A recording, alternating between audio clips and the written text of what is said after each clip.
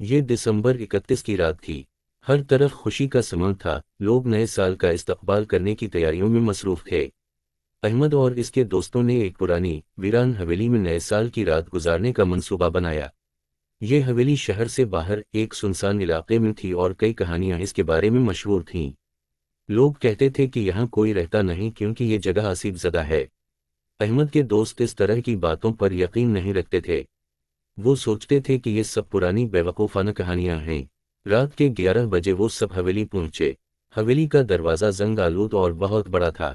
جیسے ہی انہوں نے دروازہ کھولا، ایک ٹھنڈی ہوا کا جھونکا ان کے چہروں پر آیا جو ان کی ریڑھ کی ہڈی تک سنسنی پیدا کر گیا۔ اندر داخل ہو کر انہوں نے کمرے کی صفائی کی اور موم بتیاں روشن کیں۔ ہنسی مذاق شروع ہوا اور سب مزے میں تھے۔ ٹھیک دن کے 12 بجنے میں 1 منٹ باقی پر ایک زوردار آواز آئی جیسے کوئی دروازہ زور سے بند ہوا ہو۔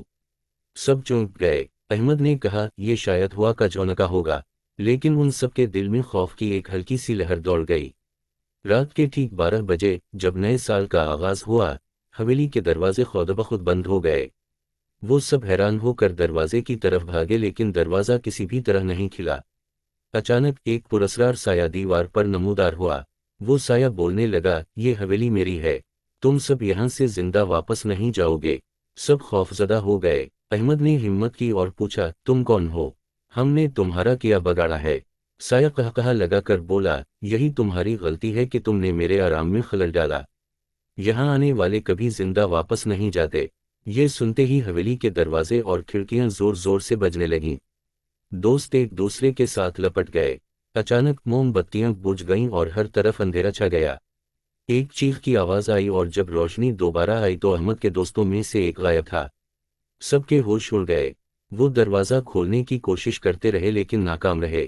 اسی دوران سایہ دوبارہ ظاہر ہوا اور بولا، تم سب کو نئے سال کا تحفہ ملے گا، لیکن اس دنیا میں نہیں۔ یہ سنتے ہی سب کی چیخیں بلند ہوئیں اور حویلی کی فضا خوف سے گونج اٹھی۔ صبح جب گاؤں کے لوگ حویلی کے قریب پہنچے تو وہاں احمد اور اس کے دوستوں کا کوئی نام و نشان نہ تھا۔ صرف دیوار پر خون سے لکھا ہوا ایک جملہ نظر آیا، نیا سال مبارک۔ لوگ کہتے ہیں کہ وہ حویلی اب بھی ویران ہے اور ہر نئے سال کی رات وہاں چیخوں کی آوازیں سنائی دیتی ہیں۔ کیا آپ وہاں جانے کی ہمت کریں گے؟